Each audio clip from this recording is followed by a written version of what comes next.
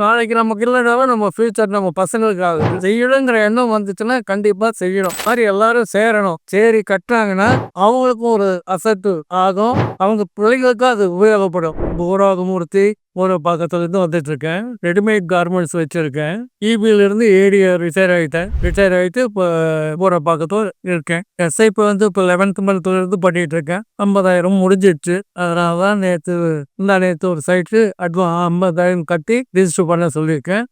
பொன்னேரியில அரை கிரவுண்ட் இடம் வாங்கியிருக்கேன். ஏன் உங்களுக்கு எதனால சொந்த வீடு வாங்கணும்னு தோணுச்சு? இந்த காலம் வந்து இடம் இல்லாம வீடு இல்லாம இருக்க முடியாது. ஒரு வீடு வாங்கினாதான் நம்ம வந்து இருக்கலாம். வாடகை வீட்டில் இருந்தால் தண்ணி போடாத, கரண்ட் இது அதிகமாக யூஸ் பண்ணாத, இப்படி எல்லாம் கண்டிஷன் போடுவாங்க. நம்ம ஏதாவது இருந்தால் நம்ம சௌகரியத்துக்கு நம்ம இருக்கலாம். நான் எல்லாத்துலையும் இருந்து அனுபவப்பட்டதுனால தான் வாடகை வீடு வாங்கணுங்கிற எண்ணம் வந்திருக்கு.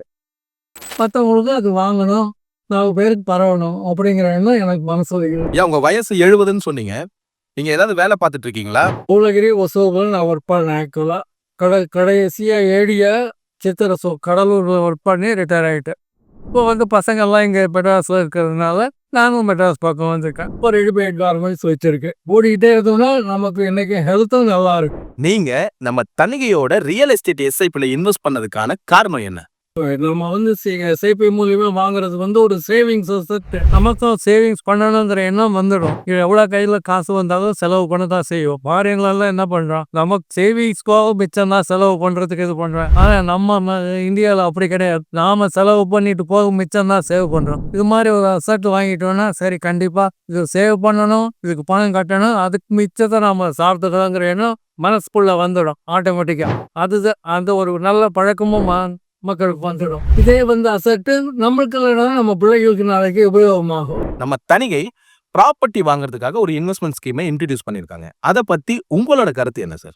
இதே மாதிரி வாய்ப்பு எங்கேயுமே கிடைக்கிறது இல்லை. நானும் நிறைய ரியல் எஸ்டேட் பிஸ்னஸ்ல ஒர்க் பண்ணியிருக்கேன். இந்த மாதிரி வாய்ப்பு எங்கேயுமே இல்லை. இங்க தணிகைகள் அந்த மாதிரி வாய்ப்பு இருக்கு. இதை வந்து நீங்க எல்லாரும் உபயோகப்படுத்திக்கணும் அப்படின்னு என்னோட தாழ்மையான வேண்டுகோள். நன்றி சார். கடைசியா ஒரு கேள்வி, நம்ம தணிகைக்கு உங்களை அறிமுகப்படுத்தினது யார் சார்? இதில் என்ன இன்வால்வ் பண்ணிவிட்ட எஸ்கே சூர்யா, என்னுடைய தாழ்மையான நன்றிகளை தெரிவித்துக் கொள்கிறேன். இது வந்து எல்லாரும் மிஸ் பண்ணாம இதே மாதிரி எல்லாரும் வந்து சேர்ந்து என்னையும் ஊக்குவிக்கணும் அப்படிங்கிறத நான் கேட்டுக்கொள்கிறேன். பார்க்குறவங்களுக்கும் இதை பார்த்து பயனடையுமாறு கேட்டுக்கொள்கிறேன். நன்றி, வணக்கம்.